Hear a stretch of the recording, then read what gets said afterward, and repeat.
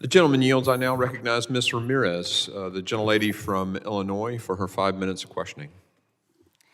Thank you, Chairman and Ranking Member. I want to begin by acknowledging the losses here today. Ms. Nobles, Ms. Dunn, I am grieved that you have endured losing your daughters. Kayla, Marie, and Ashley, no parent should ever have to go through this loss. No parent.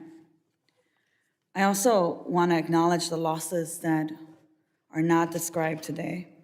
I want to name a couple of those. Victorma de la Sancha Cerros, 33-year-old mother. Yorley Ruby, 10 years old. And Jonathan Agustin Briones de la Sancha, 8 years old. They lost their lives when cruel policy choices and willful obstruction of intergovernmental coordination by the Abbott administration in Texas kept Border Patrol agents from responding to rescue a drowning mother and her children.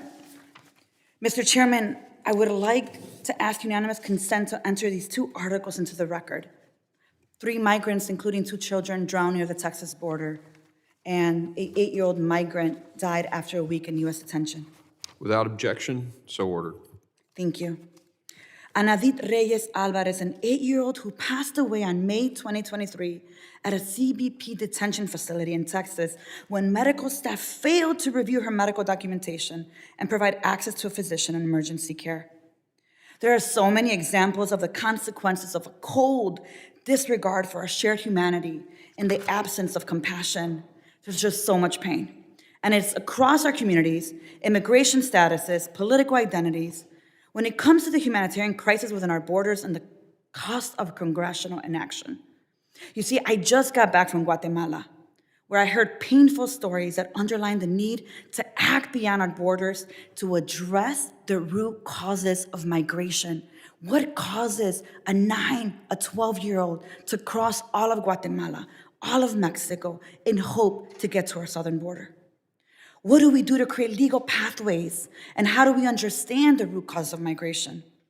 I heard about children who are hungry, impoverished, desperate to meet the needs of their families, willing to leave villages, cross jungles, deserts, and rivers, and die in El Rio Grande just to make it to the U.S. I heard about the pain and trauma of separation, isolation, detention, and deportation. I saw how corruption, corporate land grabs, environmental destruction and disaster, democratic backsliding create conditions that drive migration. Pain that shows us where healing is needed. The pain that was shared with me in Guatemala requires healing that could be advanced by congressional action. Congressional action that addresses and prepares for climate migration, invests in economic development of Latin American countries, modernizes legal pathways to citizenship, strengthens democracy, and combats corruption in Latin America. You see, the pain of Anadit's death requires healing that could be advanced by congressional action, like establishing humanitarian standards at CBP sites, granting immigration parole, improving adjudicatory processing capacity, or increasing personnel to reduce USCIS backlogs. The pain of Victorma, Yorley, and Jonathan's death requires healing that could be advanced by congressional action.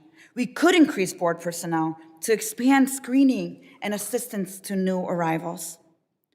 The pain of families trafficked by Abbott must be addressed by implementing federal coordination and resettlement to interior cities, expanding work permits. To heal, we have to actually talk about comprehensive immigration reform and have a conversation. Why are thousands of people wanting to cross our southern border? Professor Pearlstein, the testimonies we heard today show how critical it is that we take policy action. Yes or no? I think these policies are of enormous pressing public importance, yes. And just for the record, for the 10th time maybe, if impeachments are not an instrument for effecting policy changes, is there a legitimate basis for this impeachment, yes or no? I don't believe the Constitution supports impeachment in this case. Thank you.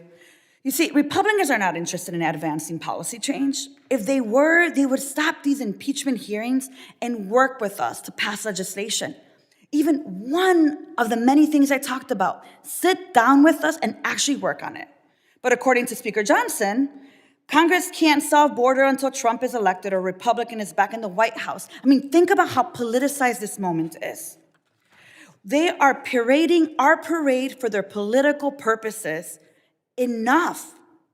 As I said, if we are serious about this process and this solution, we would be capable to respect people's humanity and move us to a collaborative approach where our neighboring countries were able to address the root cause, keep communities safe, and honor the very fabric of our multiracial, multicultural democracy. That's what we would be doing today. Thank you, Chairman and Ranking Member, and I yield back with hope. Gentlelady yield.